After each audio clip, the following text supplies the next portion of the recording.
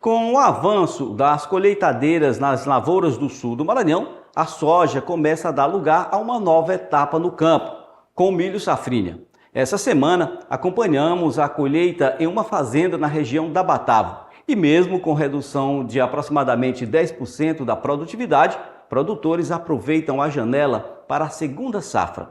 Veja a reportagem.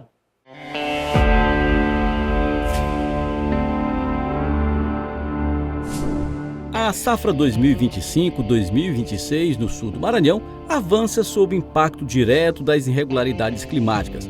Na região de Balsas, principal polo agrícola do estado, produtores já contabilizam redução superior a 10% na produtividade da soja, reflexo das falhas das precipitações ao longo do ciclo da cultura.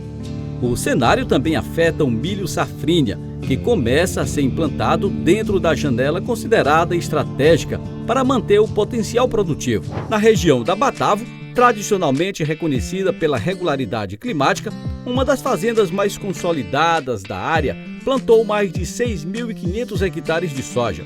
A colheita segue a todo vapor, com máquinas em campo, trabalhando para garantir o melhor aproveitamento da janela de plantio da segunda safra.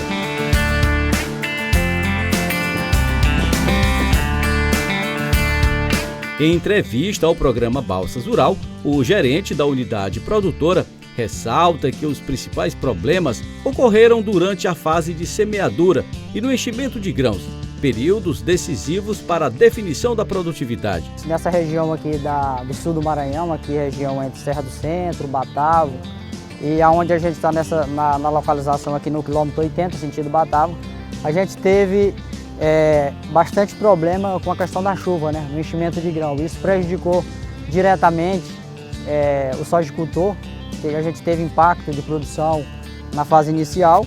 Apesar do início desafiador, o cenário mudou na segunda etapa do ciclo. Mas estamos aqui numa área que já foi plantada já na segunda parte da janela de chuva, onde decorrer tivemos uma pluviometria melhor e acabou que a gente está tendo uma produtividade representativa nessa área. A segunda parte de plantio a gente teve uma produtividade melhor porque as chuvas foram melhorando da metade para o final, certo? À medida que a soja é retirada do campo, a plantadeira entra logo em seguida para a semeadura do milho safrinha.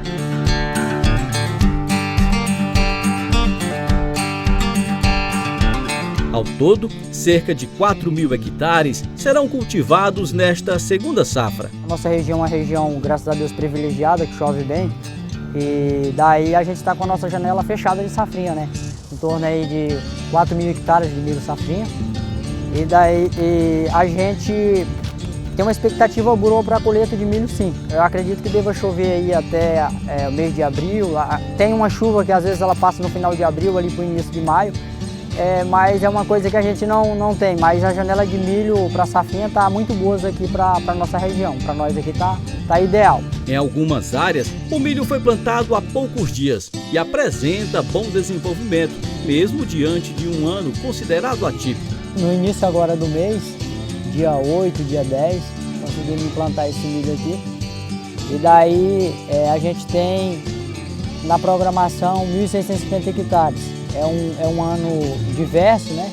Apesar da chuva, mas não tivemos tanto impacto para a safrinha. A nossa programação, que a gente tinha de plantar em torno de 85% da nossa área de milho safrinha, a gente está mantendo dentro de uma janela que é o que a gente espera. O desempenho das lavouras está diretamente ligado ao uso de tecnologias de plantio e manejo.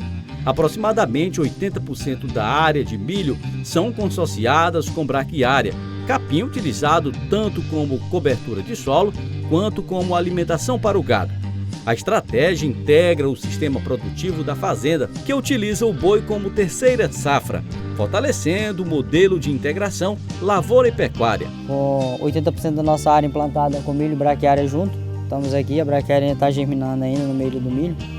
A gente implantou aqui em torno de 2,3 kg a 2,5 kg de braquiária por hectare. A gente planta em 80% da nossa área braquiária com milho, a outra parte é braquiária com milheto e braquiária solteira.